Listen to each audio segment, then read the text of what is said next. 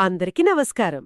చిట్టి పిల్లలు, ఈరోజు మనం శబ్దాలతో ఒక చక్కటి ఆట ఆడుకుందామా?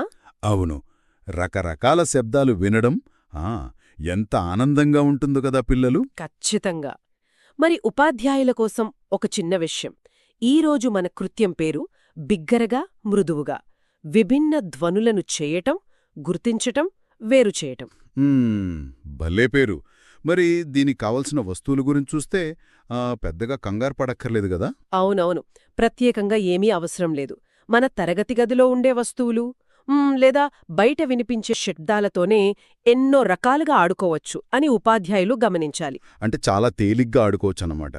మరి ఈ ఆట ఎలా ఆడాలో చూద్దామా? తప్పకుండా. ముందుగా వయస్సు 3-4 పిల్లల కోసం ఉపాధ్యాయులు ఏమి చేయాలో చూద్దాం. పిల్లలను ఆ తరగతి గది బయటకు తీసుకువెళ్ళాలి. ఓహో, బయటికి వెళ్ళాలా? అంటే రోడ్డు మీద వెళ్లే వాహనాల శబ్దాలు వినడానికనమాట? అవును. అలాగే చెట్ల మీద పక్షుల కిలకిల రావాలు, కుక్కల అరుపులు లాంటివి వినడానికి కూడా పిల్లలను ప్రోత్సహించాలి. భలే భలే. ఇక్కడ నేనొక చిన్న సరదా పోలిక చెబుతాను. పిల్లల చేత జంతువులు, పక్షులు, మనుషుల శబ్దాలను ముద్దుముద్దుగా అనుకరించేలా చేయాలి. అంటే కాకి ఎలా అరుస్తుంది, పిల్లి ఎలా అరుస్తుందని అడగడమన్నమాట. ఖచ్చితంగా. అలా చేయడం వల్ల వాళ్లకి చాలా ఆసక్తి పెరుగుతుంది. నిజమే. మరి వయస్సు 4-5 పిల్లలకు ఏమి చేయాలో చూద్దామా? తప్పకుండా. వాళ్లకోసం కొంచెం పెద్ద ఆట. పిల్లలు మీరు విన్న శబ్దాలలో ఏది బిగ్గరగా ఉంది, ఏది చాలా మృదువుగా ఉంది అని ఉపాధ్యాయులు అడగాలి. ఓహో, అంటే ఉదయాన్నే మనకు వినిపించే శబ్దాల గురించి పిల్లలతో సరదాగా చర్చించాలి కదా? అవును. అలాగే పద్యాలు, పాటలు పాడుతూ గొంతును పెంచుతూ తగ్గిస్తూ ఆ శబ్దాల మధ్య ఉన్న తేడాలను పిల్లలు గమనించేలా చేయాలి.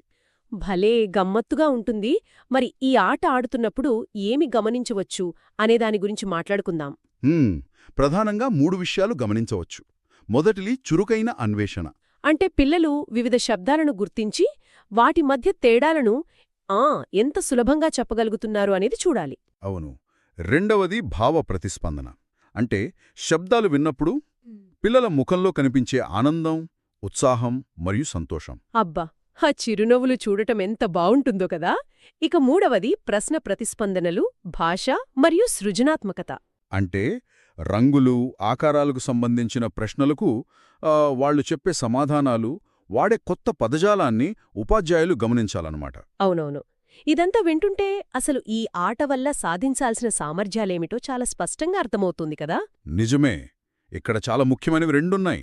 ఒకటి, ఆ పిల్లలు తమ ఇంద్రియాల ద్వారా పరిసరాలను అర్థం చేసుకునే శక్తిని పెంచుకుంటారు. చాలా అవసరమైన విషయం ఇది.